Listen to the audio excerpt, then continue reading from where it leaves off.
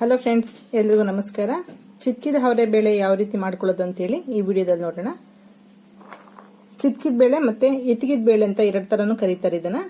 ಈ ತರ ಚಿತ್ಕಿದ ಬೇಳೆಗಳನ್ನ ಮಾಡ್ಕೊಂಡು ನಾವು ಸಾಂಬಾರ್ ಮಾಡ್ಕೊಳ್ಬಹುದು. ಮತ್ತೆ ಮಿಕ್ಕದನ್ನ ಈ ರೀತಿ ಒಣಗಿಸ್ಕೊಂಡು ಬೇಳೆ ತರನೇ ಉಪಯೋಗಿಸ್ಕೊಳ್ಬಹುದು. ಇದನ್ನ ಯಾವ ರೀತಿ ಪ್ರಿಪೇರ್ ಮಾಡ್ಕೊಳ್ಳೋದು ಅಂತೇಳಿ ಈ ವಿಡಿಯೋದಲ್ಲಿ ನೋಡೋಣ. ನಾನಿಲ್ಲಿ 2 kg ಅವರೆಕಾಯಿ ತಗೊಂಡು ಬಂದಿದ್ದೀನಿ.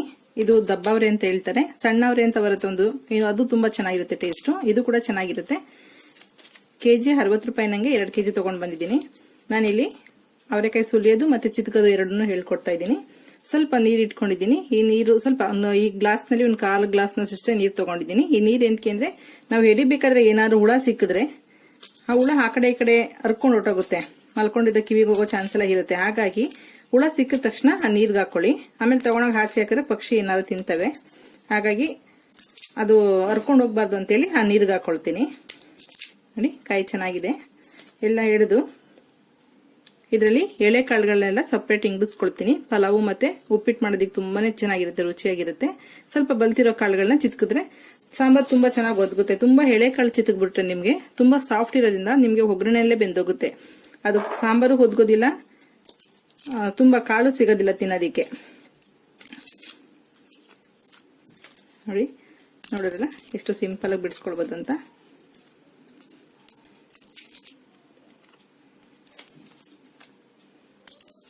ಆದಷ್ಟು ತಂದಾಗ ಫ್ರೆಶ್ ಆಗಿ ತಗೊಂಡ್ ಬಂದು ಅವಾಗಲೇ ಹಿಡಿದ್ಬಿಟ್ಟು ಇಟ್ಕೊಳ್ಳಿ. ಹಿಂಗೆ ಇಟ್ಟು ಕೂಡ ಒಳಗಡೆ ಹುಳ ಇದ್ರೆ ಕಾಳನ್ನೆಲ್ಲ ತಿನ್ಕೊಳ್ಳುತ್ತೆ. ನೀವು ಹಿಡಿದ್ಬಿಟ್ಟು ಫ್ರಿಜ್ ಇದ್ರೆ ಫ್ರಿಜ್ ನಲ್ಲಿ ಇಡ್ಬೋದು, ಇಲ್ಲಾಂದ್ರೆ ಈಚೆಗಡೆನೆ ಒಂದು ತಣ್ಣೀರ್ ಬಟ್ಟೆ ಮುಚ್ಚಿಟ್ಬಿಟ್ಟು ಕೂಡ ಇಟ್ಕೊಳ್ಬಹುದು.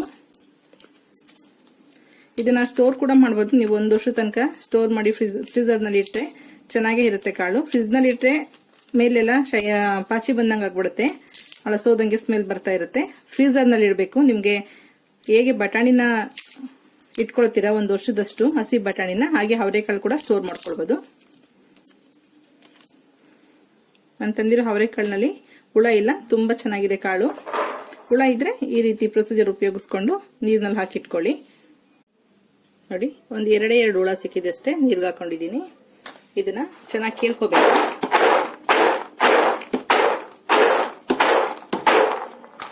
ಈ ತರ ಕ್ಲೀನ್ ಮಾಡಿದ್ರೆ ನಿಮ್ಗೆ ಮೊರ ಇದ್ದು ಈ ತರ ಕ್ಲೀನ್ ಮಾಡಿದ್ರೆ ಹುಳಗಳ ಏನಾದ್ರು ಇದ್ರೆ ಅಕಸ್ಮಾತ್ ಕಾಳಿನಲ್ಲಿ ಮುಂದೆಗಡೆ ಬರ್ತವೆ. ಹೀಗೆ ಇದರಲ್ಲಿ ಸ್ವಲ್ಪ ಎಳೆ ಕಾಳು ಸ್ವಲ್ಪ ಬಲ್ತಿರೋ ಕಾಳನ್ನ ಸಪ್ರೇಟ್ ಮಾಡ್ಕೊಳ್ತೀನಿ. ಇಲ್ಲಿ ನಾನು ಕಾಳನ್ನ ಸಪ್ರೇಟ್ ಮಾಡ್ಕೊಂಡಿದ್ದೀನಿ. ಎಳೆ ಕಾಳನ್ನೆಲ್ಲ ಒಂದ್ ಸೈಡ್ ತಗೊಂಡಿದ್ದೀನಿ, ಬಲ್ತಿರೋ ಕಾಳೆಲ್ಲ ಒಂದ್ ಸೈಡ್ ಮಾಡ್ಕೊಂಡಿದ್ದೀನಿ.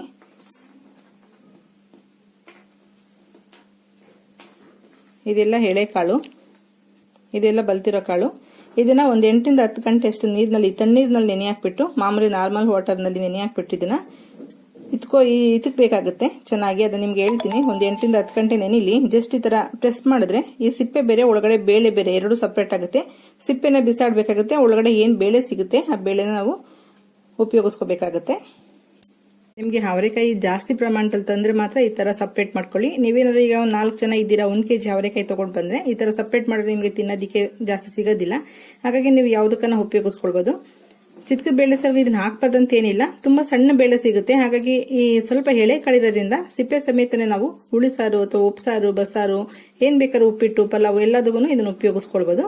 ಹಾಗಾಗಿ ನಾನು ಸ್ವಲ್ಪ ಸಪ್ರೇಟ್ ಮಾಡಿ ಇಟ್ಕೊಂಡಿದ್ದೀನಿ. ಆ ಕಾಳು ತುಂಬಾ ಬಲ್ತಿರೋದ್ರಿಂದ ಅದರಲ್ಲಿ ಮಾತ್ರ ಬೇಳೆ ಮಾಡ್ಕೊಳ್ತೀನಿ.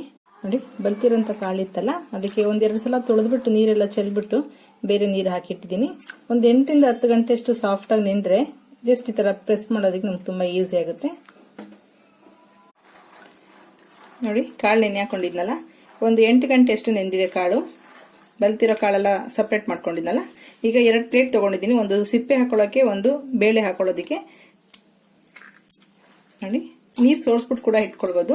ಕೈ ಸ್ವಲ್ಪ ಜಿಡ್ಡಿರಬಾರ್ದು, ಹಾಗಾಗಿ ಸ್ವಲ್ಪ ಚೆನ್ನಾಗಿ ತೊಳ್ಕೊಳ್ಳಿ. ಜಸ್ಟ್ ಕಾಳನ್ನ ಜಸ್ಟ್ ಹಿಂಗ್ ಪ್ರೆಸ್ ಮಾಡಿದ್ರೆ ಆಯ್ತು. ನೋಡಿ, ಈ ತರ ಬರುತ್ತೆ.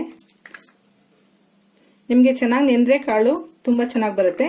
ನೀವು ಅರ್ಜೆಂಟಾಗಿ ಮಾಡ್ತೀವಿ ಅಂತೇಳಿ ಬಿಸಿನೀರೆಲ್ಲ ಹಾಕೊಂಡು ನೆನೆಸಬೇಡಿ. ಕಾಳು ಆಮೇಲೆ ಚಿತ್ಕದ ಮೇಲೆ ಸ್ಮೆಲ್ ಬಂದ್ಬಿಡುತ್ತೆ, ಚೆನ್ನಾಗಿರಲ್ಲ. ನಿಮ್ಗೆ ರೆಡಿ ಕೂಡ ಸಿಗಬಹುದು. ನಮ್ ಕಾರವಾರ ಸೈಡು ಅವರೆಕಾಳು ಸಿಗೋದೇ ಕಷ್ಟ, ನಮ್ಗೆ ಬೇಳೆ ಎಲ್ಲ ರೆಡಿ ಸಿಗೋದಿಲ್ಲ. ಹಾಗಾಗಿ ನಾವೇ ಮಾಡ್ಕೋಬೇಕಾಗುತ್ತೆ, ಎಷ್ಟು ಬೇಕಾಗುತ್ತೆ ಅಷ್ಟನ್ನ. ನೋಡಿ, ಈ ತರ ಕಾಳು ತಗೊಂಡು ಜಸ್ಟ್ ಈ ತರ ಪ್ರೆಸ್ ಮಾಡಿದ್ರೆ ಈಸಿಯಾಗಿ ಬಂದ್ಬಿಡುತ್ತೆ. ಅದು ಎಳೆ ಕಾಳಂತೂ ಇನ್ನೂ ಚೆನ್ನಾಗಿ ಬರುತ್ತೆ. ನಾನು ಅವಾಗಲೇ ಹೇಳಿದ್ನಲ್ಲ, ತುಂಬಾ ಎಳೆ ಕಾಳಾದ್ರೆ ಈ ತರ ಸಾಫ್ಟ್ ಆಗಿ ಬರ್ತದಲ್ಲ, ಬೇಗ ಒಗ್ಗರಣೆಲೆ ಬೆಂದೋಗುತ್ತೆ. ಈ ತರ ಕಾಳಿರ್ಬೇಕು. ಯಾವಾಗಲೂ ನಾವು ಚಿತ್ಕಿದ ಅವರೆಕಾಳು ಸಾಂಬಾರ್ ಮಾಡ್ಬೇಕಂದ್ರೆ ಈ ತರ ಕಾಳಿದ್ರೆ ತುಂಬಾ ಟೇಸ್ಟಿ ಆಗಿರುತ್ತೆ. ಬೇಳೆ ಕೂಡ ತಿನ್ನೋದಿಕ್ ಸಿಗುತ್ತೆ ನಮ್ಗೆ. ಒಂದೊಂದ್ಸಲ ಅಕಸ್ಮಾತ್ ತುಂಬಾ ಗಟ್ಟಿ ಕಾಳಿದ್ದು ನಮ್ಗೆ ಹಿಂಗ್ ಪ್ರೆಸ್ ಮಾಡಕ್ ಆಗಲ್ಲ ಅಂದ್ರೆ ಜಸ್ಟ್ ಅದು ಒಂದು ಮುಸ್ಕಿರುತ್ತಲ್ಲ, ಇದು ಇಲ್ಲಿ ಜಸ್ಟ್ ಓಪನ್ ಮಾಡ್ಕೊಳ್ಳಿ. ಎಲ್ಲಾ ಕಾಳನ್ನ ತರ ಮಾಡಕ್ಕಾಗಲ್ಲ, ಜಸ್ಟ್ ಕೆಲವೊಂದು ಗಟ್ಟಿ ಇದ್ರೆ ಮಾತ್ರ. ಈ ಸಿಪ್ಪೆ ವೇಸ್ಟ್ ಡಸ್ಟ್ಬಿನ್ಗೆ ಹಾಕ್ಬಿಡಿ. ಹಿಂಗೆ ನೀಟಾಗಿ ಪ್ರೆಸ್ ಮಾಡಿಬಿಟ್ಟು ನೀವು ಯಾವಾಗ ಸಾಂಬಾರ್ ಮಾಡ್ತೀರಾ ಅವಾಗ ಮಾಡ್ಕೊಳ್ಳಿ. ನೀವಿಲ್ಲಿ ಇದನ್ನ ಚಿಕನ್ಗೂ ಕೂಡ ಉಪಯೋಗಿಸ್ಬೋದು, ಮಸಾಲಾ ಸಾಂಬಾರ್ ಮಾಡ್ಬೋದು, ಕೂಟ್ ಮಾಡ್ಬೋದು, ಒಣಗಿಸ್ಬಿಟ್ಟು ಬೇಳೆ ಮಾಡ್ಕೊಳ್ಬೋದು. ನಿಮ್ಮ ಟೈಮ್ಗೆ ಹೆಂಗಿರುತ್ತೆ, ಅಕಸ್ಮಾತ್ ಈಗ ಜಾಸ್ತಿ ಇತ್ತು, ನಾವು ಒಂದೇ ಸಾಂಬಾರ್ ಮಾಡೋದಿಕ್ಕಾಗಲ್ಲ, ಜಾಸ್ತಿ ಮಿಗುತ್ತೆ ಅನ್ನೋದಾದ್ರೆ ನೀವು ಅದನ್ನ ಒಣಗಿಸಿಟ್ಕೊಳ್ಬೋದು. ನೋಡಿ ಈ ತರ ಚಿತ್ಕಿ ಎಲ್ಲ ಇಟ್ಕೋಬೇಕು. ಇಟ್ಬಿಟ್ಟು ಇದನ್ನ ನೀವು ಫ್ರೆಶ್ ಆಗಿ ಸಾಂಬಾರ್ ಮಾಡ್ಕೋತೀನಿ ಅನ್ನೋದಾದ್ರೆ ತೊಳೆದ್ಬಿಟ್ಟು ಉಪಯೋಗಿಸ್ಕೊಳ್ಳಿ. ಇಲ್ಲ ನಮ್ಗೆ ಇನ್ ಸ್ವಲ್ಪ ದಿನ ಇಟ್ಕೊಳ್ತೀವಿ ಆಮೇಲೆ ಉಪಯೋಗಿಸ್ಕೋತೀವಿ ಜಾಸ್ತಿ ಇದೆ ಅನ್ನೋದಾದ್ರೆ ನೋಡಿ, ಇದು ಹೋದ ವರ್ಷ ಅವರೆಕಾಳಿನ ಕಾಲದಲ್ಲಿ ಮಾಡಿದ್ದು ಚಿತ್ಕಿದ ಈ ಬೇಳೆ ಇದೆಯಲ್ಲ, ಈ ಬೇಳೆನ ಬಿಸಿಲಲ್ಲಿ ಒಂದು 3 ದಿವಸದಷ್ಟು ಕ್ರಿಸ್ಪಿ ಬರಬೇಕು. ಬೇಳೆ ತರನೇ ಆಗುತ್ತೆ. ಒಂದು 3 ದಿವಸದಷ್ಟು ಒಣಗಿಸ್ಬಿಟ್ಟು ಬಿಸಿಲಲ್ಲಿ ಈ ತರ ಸ್ಟೋರ್ ಮಾಡಿಟ್ರೆ ಈಗ 1 ವರ್ಷದ ಬೇಳೆ ಇದು ತುಂಬಾ ಚೆನ್ನಾಗಿದೆ. ಫ್ರಿಜ್ ನಲ್ಲಿ ಇಡ್ತೀನಿ. ಇದು ನೆನೆಸಿ ನಾವು ಚಿತ್ಕೋದ್ರಿಂದ ಈಚೆಗಡೆ ಹೊರಗಡೆ ಇಟ್ಟರೆ 1-2 ತಿಂಗಳು ಅಷ್ಟೇ ಬರುತ್ತೆ, ಆಮೇಲೆ ಹುಳ ಆಗ್ಬಿಡುತ್ತೆ. ಪ್ರಿಸರ್ವೇಟಿವ್ ಮಾಡಕ್ಕಾಗಲ್ಲ, ಇದನ್ನ ಪ್ರಿಸರ್ವೇಟಿವ್ ಮಾಡಕ್ಕಾಗಲ್ಲ. ಹಾಗಾಗಿ ಫ್ರಿಜ್ ನಲ್ಲಿ ಇಟ್ಕೊಂಡ್ರೆ ನೀವು 1 ವರ್ಷ ಅಲ್ಲ 2 ವರ್ಷ ಇಟ್ಟು ಕೂಡ ಇರುತ್ತೆ. ಇದನ್ನ ನೀವು ಸೊಪ್ಪು ಸಾರು ಮಾಡ್ತೀವಲ್ಲ, ಸೊಪ್ಪು ಅದ್ರಲ್ಲಿ ಉಪಯೋಗಿಸ್ಕೊತೀನಿ. ಸ್ವಲ್ಪ ತೊಗರಿ ಬೇಳೆ, ಸ್ವಲ್ಪ ಈ ಬೇಳೆ ಹಾಕೊಳ್ತೀನಿ. ಇಲ್ಲ ಮತ್ತೆ ನಿಮ್ಗೆ ಯಾವಾಗನ ಈಗ ಸೀಸನ್ ಮುಗ್ದೋಗುತ್ತೆ ಅವರೆಕಾಳಂದು, ಮತ್ತೆ ಚಿತ್ಕಿದ ಬೇಳೆ ಸಾಂಬಾರ್ ತಿನ್ಬೇಕು ಅಂದಾಗ ಈ ಬೇಳೆನ ಚಿತ್ಕಿದ ಬೇಳೆನ ಬಿಸಿನೀರಿನಲ್ಲಿ ಒಂದು 10 ನಿಮಿಷ ಅಥವಾ 15 ನಿಮಿಷ ನೆನೆ ಹಾಕ್ಬಿಟ್ಟು ಈ ಸಾಂಬಾರ್ನ ಯಾವ ರೀತಿ ಮಾಡ್ತೀರಾ ಹಸೆಕಾಳು ಸಾಂಬಾರ್ನ ಅದೇ ರೀತಿ ಈ ಸಾಂಬಾರ್ ಮಾಡ್ಕೊಳ್ಬೋದು.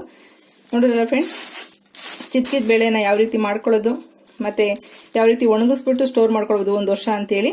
ಈ ವಿಡಿಯೋ ಇಷ್ಟ ಆಗಿದೆ ಲೈಕ್ ಮಾಡಿ, ಶೇರ್ ಮಾಡಿ, ಸಬ್ಸ್ಕ್ರೈಬ್ ಮಾಡಿ. ನಿಮ್ಮ ಅಭಿಪ್ರಾಯ ಅನಿಸಿಕೆಗಳನ್ನ ಕಮೆಂಟ್ ಬಾಕ್ಸ್ ಅಲ್ಲಿ ಹಾಕಿ. ಓಕೆ, ಬಾಯ್.